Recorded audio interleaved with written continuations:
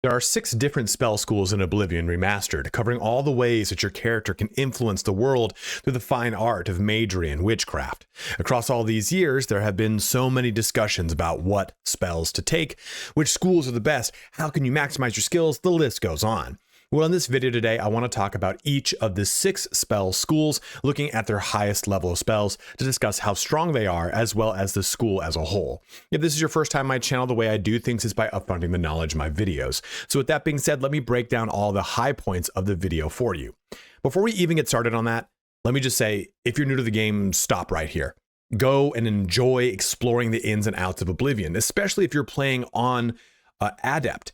There's tons of shortcuts and exploits, but the real meat of this game is going in blind and making the hodgepodge of a character that you want to make, not what the internet tells you to make.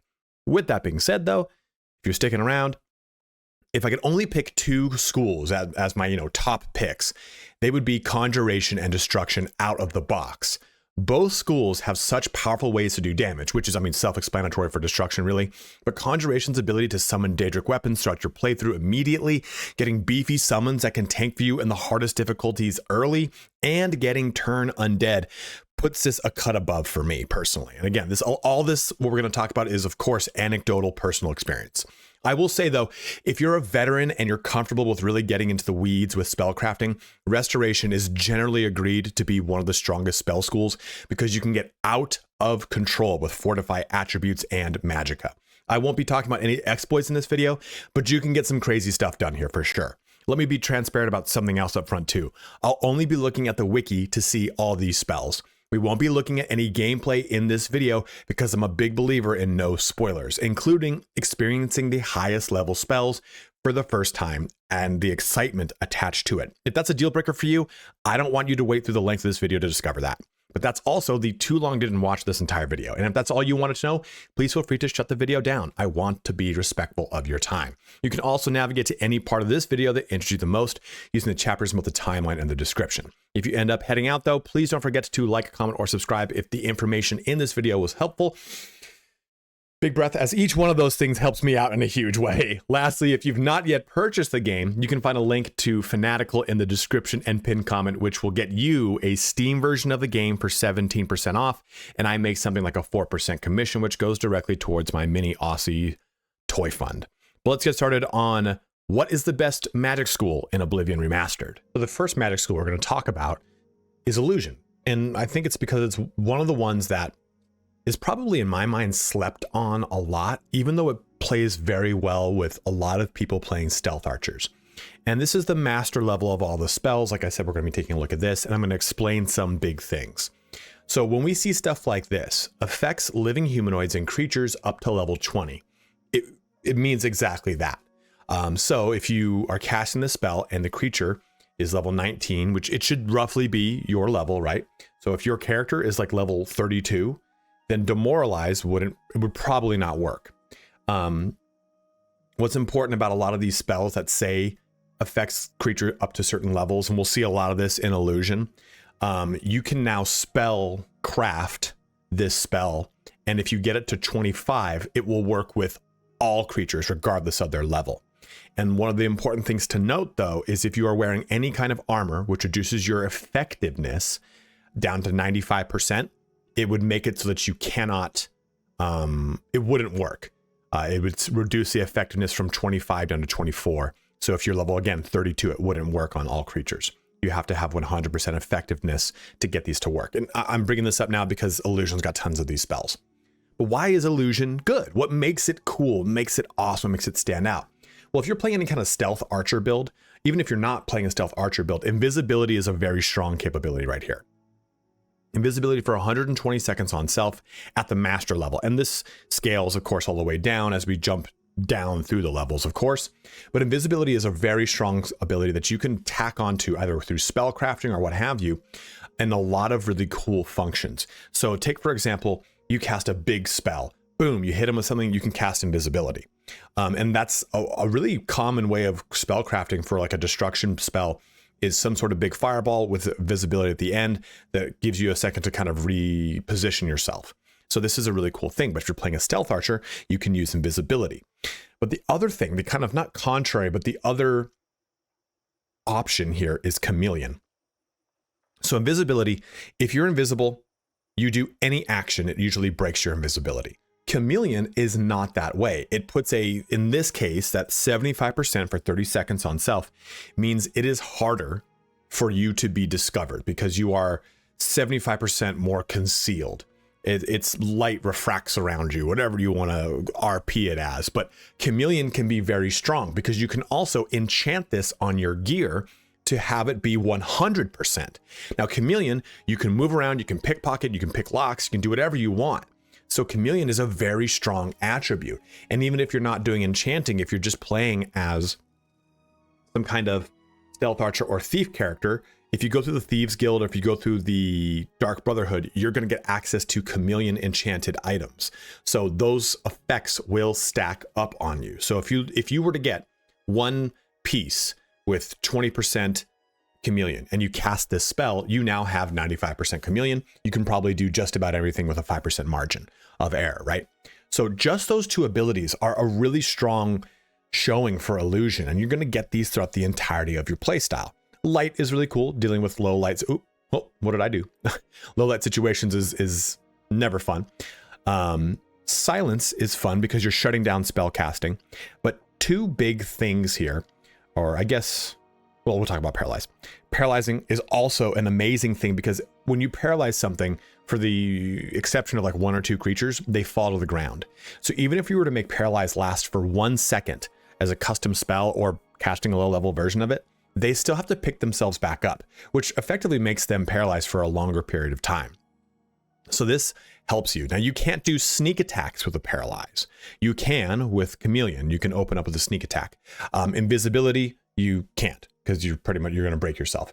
Actually, I think you can do it with the actual invisibility. It's just the fact that you use it breaks it. It's funky. But either way, you cannot sneak attack someone who's paralyzed.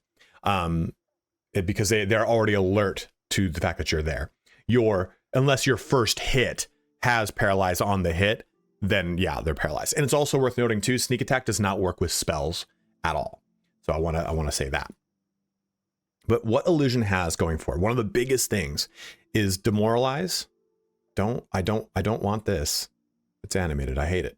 I don't want that either. It's animated. I hate it. Is demoralize, which is right here. We'll talk about command humanoid and creature.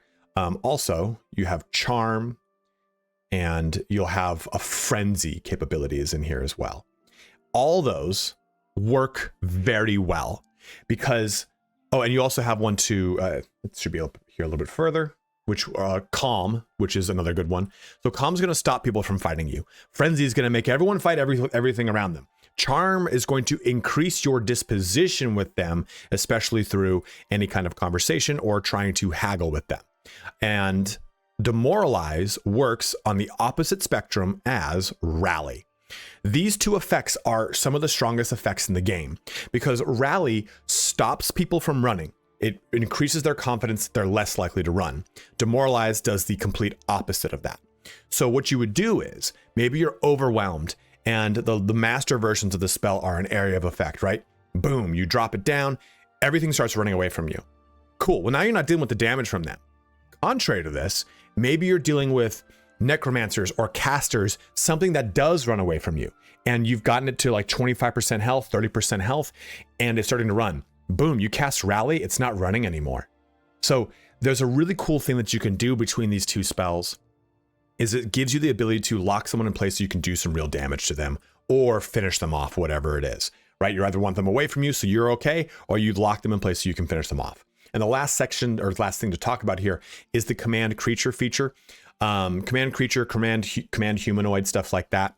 Those are really fun ones that you can make a really fun custom enchants for, and they basically just become your pet for a set duration of time. So having those as really cool ways to also break engagements is very fun. And I think it's something that makes illusion really cool, especially if you're some sort of stealth archer, some sort of sneak thief.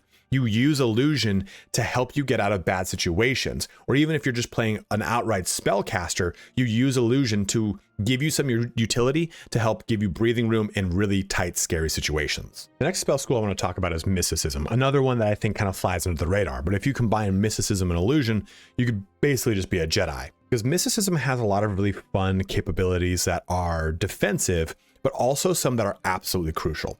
The first one to talk about is Soul Trap. Soul Trap is imperative because this allows you to trap souls of creatures and put them into soul gems. Soul gems then are used to recharge all of your enchanted weapons or the magic items you find in the game. Even if your character is not a mage character, you should have access to Soul Trap in some form or another. It's probably, of all the spells in the game, the one most crucial one, right? Because everyone's going to be using enchanted items. So you want to make sure you can recharge them, either having a weapon that has it on it or you have the spell, one or the other. The base level novice version of this is just fine because Soul Trap doesn't need any kind of increase effect to it. This is just going to Soul Trap something for a distance and for a time. This in this case is a target. So I can shoot a Soul Trap at something within 20 feet for 60 seconds. So it's just going to be basically duration. It doesn't matter between legendary or novice. It's also going to be a corresponding mana cost, right? But still, point remains. Also, you get Detect Life, so you can see things like the Predator, and then you get some interesting spells outside of that. These are all the spells too. I mean, a lot of spell schools, when you progress through the respective levels, they drop some spells. Like we took a look at Master Illusion. Master Illusion didn't have a Frenzy spell. It didn't have a Rally spell. So some schools, they peak that spell earlier in its progression. So just worth noting here. But in this case, everything's pretty upfront. So Dispel is interesting. So Dispel is really unique in that you can shut off the effects of things that are negative that are cast upon you. Maybe someone casts Drain Agility. Boom, you can dispel it using Dispel. Maybe someone casts, again, another Drain Magicka. Boom, you can cast Dispel. But you can also use this offensively, well, quote unquote offensively. You see someone has cast a summon. You can use Dispel. Boom, their summon's gone. You have to cast it on the person, not the summon. They've put up a magic shield on themselves. You saw them cast Guard. Boom, or Shield. Boom, you use Dispel. It's gone. So you use this in that situation, but just remember, if you use it on yourself, it doesn't know to keep any benign effects that you have put on yourself active. So let's say you cast Shield and Fortify and this and that, and you got a summon, but someone put a negative effect on you, you want to get it off, you cast Dispel, it's going to get rid of all of your positive boons. So just know that before you use it, it will remove stuff positively from you, but also the same for where any enemy you choose. So two other really cool spells down here are Spell Absorption and Reflect Spell. What I want you to take a look at is this right here. It says 25 points. That actually is just a flat percentage. So this spell absorption at cast at master level gives me 25 spell absorption. Now, spell absorption is not a percentage of the spell absorbed. It is a percentage chance to fully absorb the spell as magicka for your character. And it's a stacking effect. So for example, if I started with the Atronach as my birth sign and someone were to cast a spell, I would have between spell absorption and the 50% from Atronach, a total of 75% chance to fully absorb the spell as magicka. It's a really great ability and really cool to use. It's also worth noting it's cheaper than Reflect Spell. And you can also stack it on items for enchants, which is always awesome. Reflect Spell, though, does exactly what the name does and implies. It has a 25% chance to reflect a spell back at its caster. So this allows you to completely bypass the absorption portion of it and just reflect things back on things that would be negative towards you. It's a really cool stacking effect that you can do between both of them to maybe give you a little bit of insulation. If you were to use both, it's 25% on both. Maybe one falls through and the other goes through, or maybe one happens first. I don't know if there's a priority as far as like the game is concerned. Like, it will try to reflect the spell first, and if it doesn't reflect the spell, it goes to absorb the spell, and if it doesn't absorb the spell, then you take the damage. I'm not too sure. If you do, please let me know in the comments below. But lastly, we have telekinesis, and the points on this are the range in which you can move an object, and it's a really funky spell. It's not implemented as intuitively as you think, but it's really cool in that you can pick up, say, like a Varla stone that is suspended up high in an Ayleid ruin. So you can just pop that down. You can launch things at people. You can throw stuff around. You can grab things that you might not be able to reach otherwise. So telekinesis has its uses. It's not like a pure offensive spell, but it's one that does give you a lot of really cool game utility in a fun RP way that I've always really enjoyed. And like I said, it plays into being a Jedi. You stack illusion with mysticism, and you definitely have a full-on Jedi character that you can do a lot of really cool things with.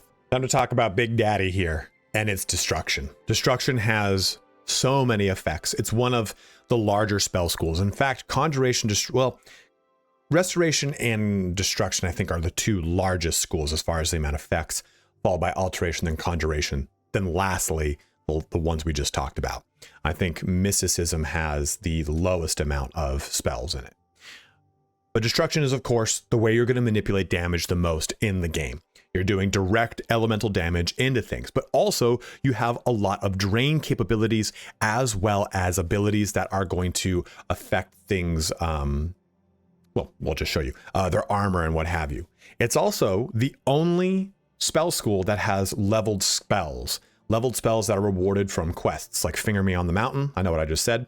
And then Wizard's Fury. Both of these are leveled spells that you'll get by doing things. They're very fun and they're really, really cool looking, and they look even better in Oblivion Remastered, but I don't want to ruin that for you. You can make spells similar to this. I don't know if it's true still in Oblivion Remastered, but Wizard's Fury, for example, is significantly cheaper than an equivalent custom spell made of the spellmaking altar. The cost in parentheses provides the magicka cost of the comparable custom spell. So this is saying if you were to get the level 10 apprentice Wizard's Fury, this spell made on the spellmaking altar is 92, but it's actually only 43 through this spell. So this is a cool effect that does fire, frost, and shock damage, and you can make a custom spell that does weakness to fire, frost, shock, and magicka, and then use that first, and then this. It's just disgusting. So there's a lot of really cool things that you could do with just these two leveled spells, which are really cool. You get them through quests. But what are the other things here, right?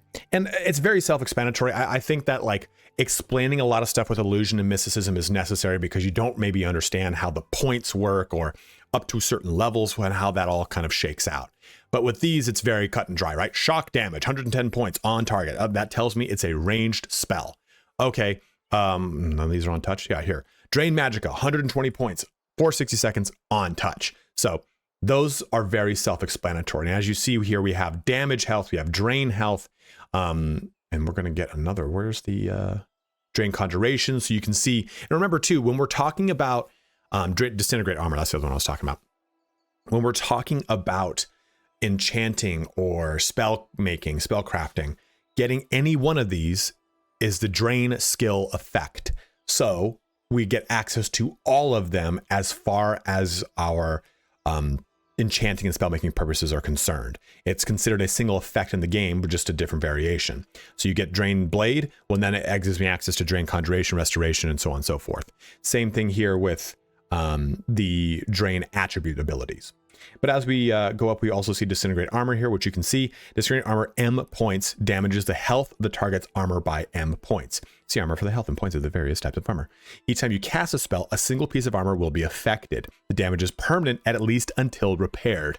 So the cool thing about this is this doesn't have its points on the actual armor. And what that means is it's not durability. So you would think, oh, 100 points on target, so it breaks the item. No, armor, each armor piece, depending on what it is and its respective slot. Like, so for example, Mithril Cuirass has 480 health versus the boots have 240 health. So we think of durability as 0 to 100, but for the constraints of that spell, it's doing health damage into it, which has a calculation, which then goes into durability. So if I were to do 100 damage to this, that's a little less than 50%, right? Let's just assume that the number was 200 and I did 100 points of damage to it, then it would have 50% durability left. That just gives you an idea of how this spell works. It's not a one-to-one against its durability. It's the actual per piece, per rarity or material of each armor that you're doing this to. And remember, like it said, every time you cast it, it'll affect a different piece of armor.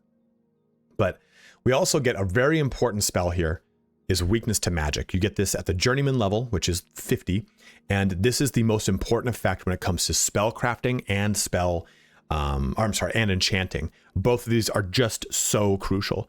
So you can use this to really ramp up the damage. And I've talked about it many, many times in my enchanting and my spellcrafting videos, linked in the upper right-hand corner. But this one is also great just in general if you want to use it out of the box. Weakness to magic, 25%. It's going to amplify all other effects that you're casting as well. So you can do a lot of cool stuff with it. But destruction, very straightforward, but extremely powerful because of its ability to just manipulate so much of the game world across skills, attributes, health, everything. Like you can just do so much stuff to so many things. Now, we've talked about so much damage that we can do. What about a lot of the other side of that spectrum between alteration and restoration? Well, in this section, let's talk about restoration. There's only one real master level restoration spell. The rest of these you're not available in game. This spell appears on the spell list for some NPCs. Curiously, it is assigned to NPCs who only have an apprentice level restoration skill. This one, so on and so forth. The only real one is Heal Legendary Wounds, which restores health by 30 points for 6 seconds. So it's 180 health. So this is a good time to talk about the difference between restoring, absorbing, and fortifying, because those are the three, I guess we could say, positive effects as it pertains to getting an attribute, a skill, or a stat between health, fatigue, or mana back. Magicka. So we'll come over to this section. This section's got all this, like master's got like the last thing, but really it's like expert's the real final step of restoration. And remember, like I said, restoration can be very well abused to do a lot of crazy things with magicka and stat stacking and stuff like that. I don't play that way and I don't want to showcase it, but you definitely can look it up. There's tons of stuff on it. So let's talk about restoring things. What we want to think of, we're going to think of all examples I'm about to talk about. Let's assume we're talking about 100 max health. Your character has 100 max health. So you take 20 damage. Obviously, restoring brings you back to your baseline of 100. That's the difference between restore and fortify, which brings you above your baseline temporarily. Restore is a permanent thing, right? You're going to permanently restore 25 points of health. Whereas fortify, you will temporarily increase your baseline of health from 100 to 160. And then lastly, we have absorb. Absorb works in that it is going to drain the health from a target and give it to you. This is different than drain health. Thinking of draining health as just removing that health from the target for the duration of the effect. Absorb health is going to give you 40 points of health and take 40 points away from them. So that the game, here, I'll press this button. The game looks at it as on the target, the effect is comparable to damage health. On the spellcaster, the effect is comparable to restore health. I'm sorry, I misspoke. On attribute, when you have absorb attribute, it'll say, is it comparable to draining the attribute? So I misspoke there, I apologize. With absorb, you're damaging the health, which is a removal of it, versus the other one, which would be temporary. What's worth noting, on all of these absorb capabilities, is this paragraph right here. It's the same on any single one. Despite the availability of absorb health for custom enchanting on bows, the range limitation inherent in absorb effects makes it the effect largely useless. So if you're playing any kind of bow-centric marksman character, and putting an absorb effect will limit it because you are limited by the range of the actual effect itself. So just know that about it. What's cool too is this wiki also illustrates the absorb health effect is more magicka efficient than separate spells for damaging your opponent's health and restoring your own.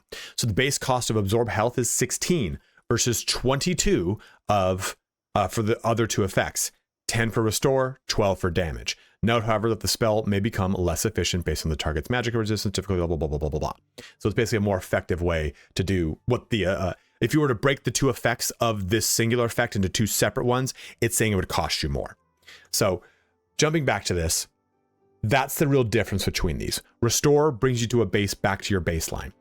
Fortify brings you above your baseline temporarily, and then absorb and not the case of absorb health. If we're looking at absorb sneak, destruction, blunt, it superficially grows your character's baseline of that skill or attribute for a set time. Example, 15 seconds on touch. So restoration here is really cool because you do have the ability to absorb health, but you can also absorb blade. So you can go and suck the skill of blade from something. What's also worth noting on absorb skills, they don't need to have that skill to be absorbed. So for example, if you were to go use absorb blade on a wolf, it doesn't matter. It's going to give you 25 blade points. So it'll pull that character into the negative for it. They don't have to have an active amount of skill for you to pull from, which is not something that I actually knew until very recently. So you can tap into all these regardless of the target. And this is going to give you effectively a mastery level, right? Like a journeyman to expert, expert to master, master. Well, I'm sorry, that's Ultima Online, master, not to grandmaster, but you're going to get 25 points of that respective skill. And I think what's really cool about restoration, which kind of falls into destruction and illusion, 3 of those are kind of like taste makers in the sense that you choose one of those spell schools, you have a play style in mind. Maybe you're just doing restoration because you're a mage. That's a thing, sure. But maybe you're playing restoration because you're role playing as like a D&D ranger that's going to use restoration spells, or a paladin or something of the sort. It kind of sets the pace for a character as far as usually one of their primary spell schools, right? Or maybe you're playing a stealth archer and you're jumping into illusion, an assassin that's jumping into illusion. Same thing there with destruction, right? You're just a spellblade that's up close and personal, a death knight, an actual just straight up spellcaster, a cleric, whatever it is. So you can see how those skills kind of color the overall build of what you'll be doing. And that's really the big gist of what restoration is. You're fortifying, you're absorbing, you're restoring, or you're putting a little bit of resist magic on yourself, right? Getting that negation outright to magic damage, which is very fun. But and another big thing too is cure disease. What's worth noting is, I guess this is something I maybe should have talked about in destruction and with the drain attribute. You cannot use fortify or absorb to counteract the effects of a drain attribute or skill on yourself.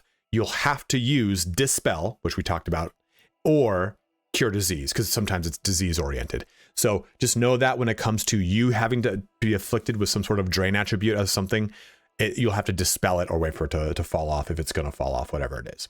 But restoration is extremely powerful. Restoring all of your characteristics is really, really nice. And remember what I said, even though you see restore agility, endurance, luck, personality, if you have drain luck on your character or drain intelligence on your character, it will not work to restore that.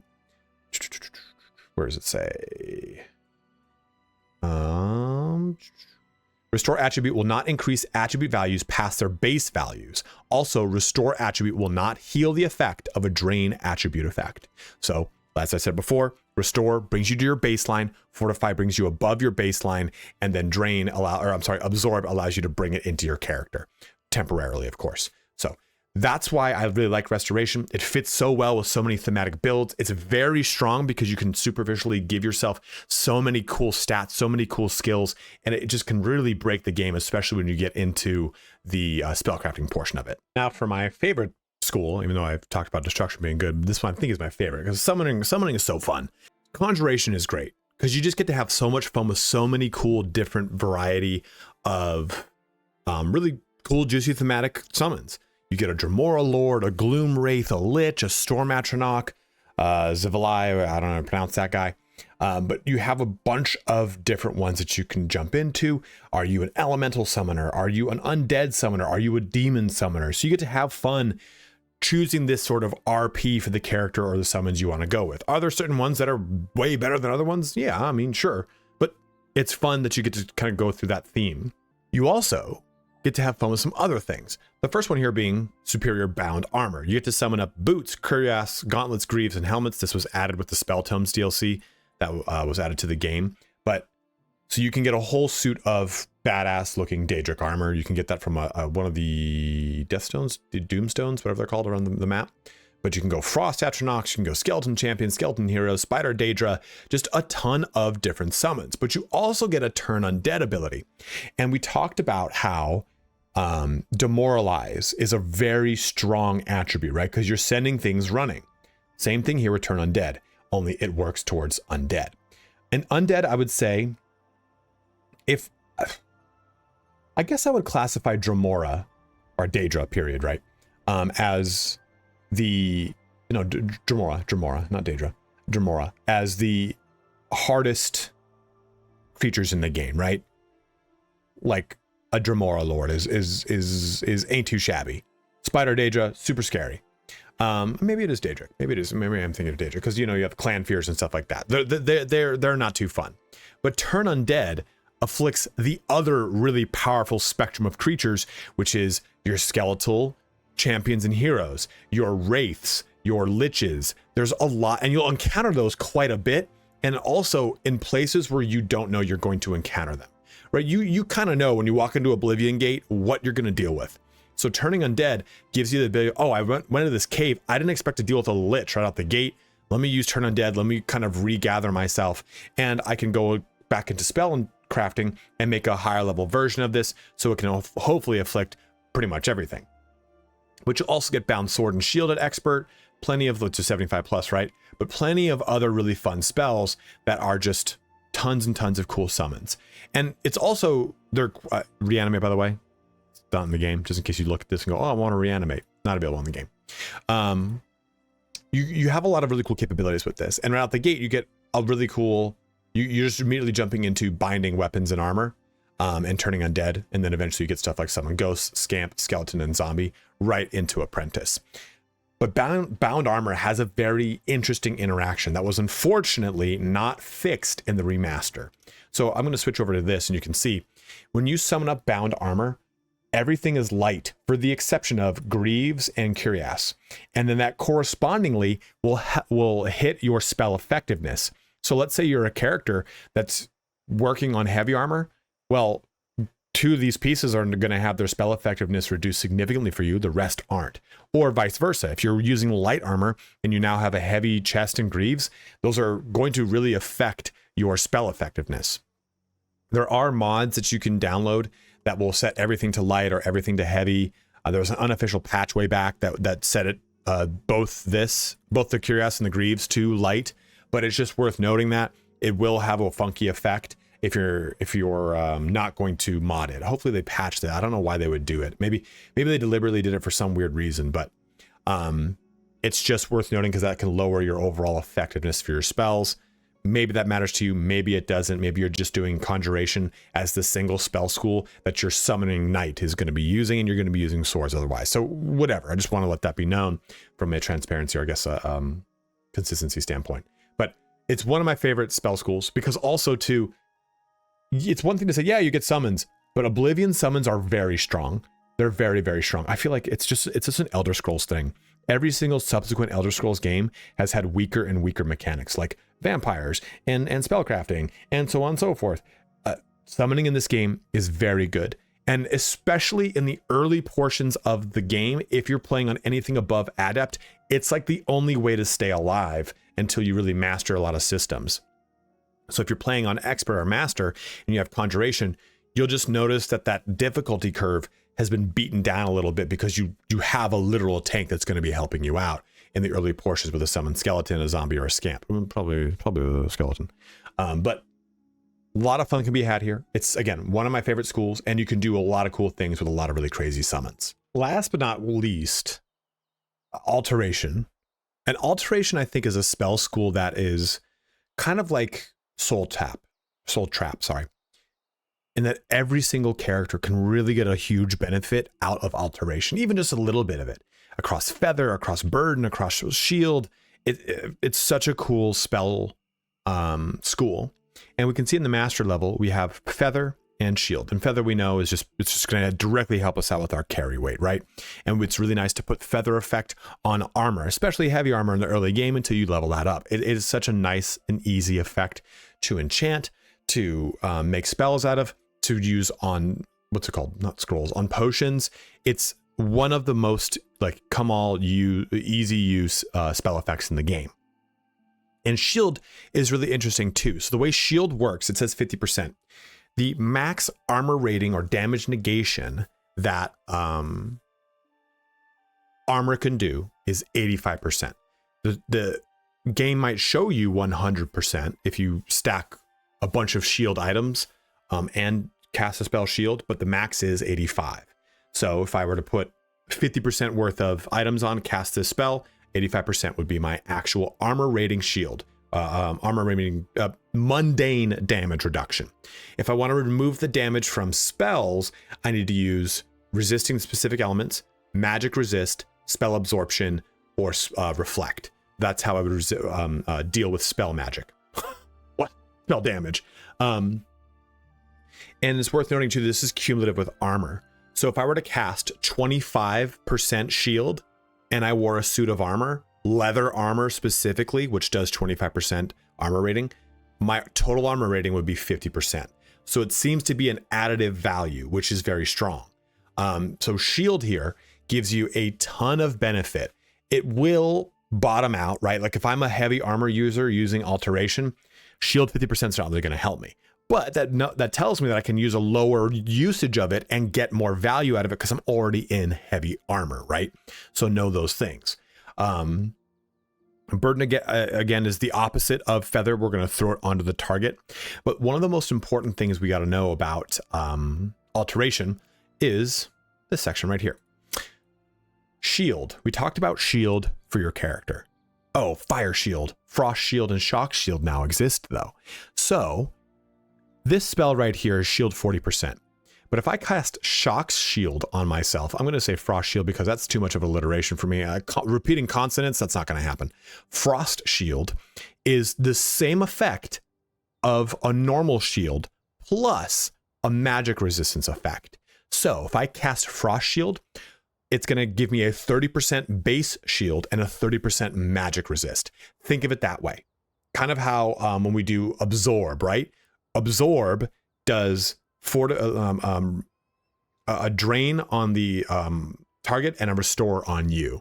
Frost does magic resist on you and shield on you. So frost shield 30% gives you 30% frost resistance and 30% shield. The elemental shield abilities are, in my opinion, better than the direct shield abilities because you can throw them on an actual shield and you can cover the spectrum here. If I put all three of these on there, it's going to give me 30, 30, 30, right? Because you stack the effects of different spells.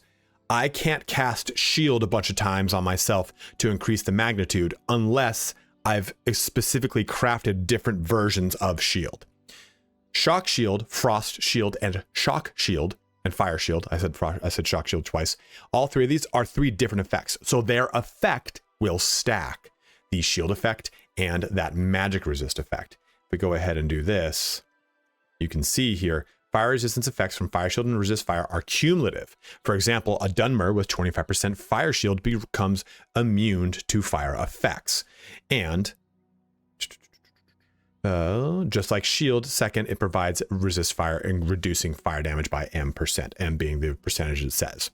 So it's a really, really strong effect that you can really stack up. Now, outside of those shields is also the ability to manipulate locks in this game. You can spellcraft and make it your own way, but popping open locks without having to worry about security, in my opinion, I think it's way harder to lockpick in Oblivion Remastered compared to OG Oblivion. I just can't hear there is an auditory cue for when it's okay to push a lock into place and try and secure it. I can do a lockpick video if you guys want me to. I don't think you need it though. If you do, just let me know. But this allows me to pop locks open, and that's huge, especially if I'm just going like hard in the paint as a thief, or maybe I'm going a spell sword, and it's harder for me to work security in. You can say what you want about just using the skeleton key. I just think it's really cool to also be able to outright pop locks open, because like I said, I find lock picking to be way harder in this corresponding version of the game. You also get cool stuff like water breathing and water walking, which can actually be quite useful in this game. But if I bring us down even just to the novice section, we get cool things here, right? You get shield 10%, shield 5%, open, very easy lock. So even the novice section has useful abilities that you can use for enchants and for spellcrafting. So Alteration is, even though it's the last one we're covering, I still think it's a really awesome one that you should be taking advantage of to really help out your character. At that, it brings our video here to a close. So we covered pretty much every single we covered every single magic school. We talked about what their viability is. I wasn't going to just sit there and say, this one I don't like, and this is why I don't like it. I wanted you to feel like choosing any one of these skills is a good option because every single school in the game has an actual practical valid use. They are all viable in their own way. Yeah, sure. Maybe Conjuration and Restoration and Destruction are very strong because they can be abused, but the actual utilitarian use of any of the other schools is still very high, and it's always going to be build specific. Is your character going to actually get the advantage of summoning things? Well, I'm a stealth archer, so probably not until he's in combat. Okay, is your character really going to get the advantage of casting a big targeted spell? Well, I'm a heavy armor, which reduces your spell effectiveness, well, by 5% by max level, character that's using two-handed weapons. And yeah, casting a spell from range is going to be handy, but once I get into the thick of it, it's not going to help me a ton. So of course, there are stronger schools than others, but at the same time, if it's not going to fit your build, it's a weak school. In the same way that you could use the very best ability in the game, but if you don't know its application, it's not going to help you out, right? You always have to understand how these spells are going to fit into your playstyle and apply them appropriately. As always, guys, though, if you have any other comments about these spell schools, hey, you know what? Try using this with this. It's a really great combination, so on and so forth. Let it be known in the comment section below. As always, I do try to kind of steer away from any kind of exploits. There's tons of sources for them. They're all over the place. You can just simply Google restoration exploit, whatever it is, and you can find tons of stuff on it. So I try not to showcase it. But as always, thank you so much for watching here today. Have a good one and take care.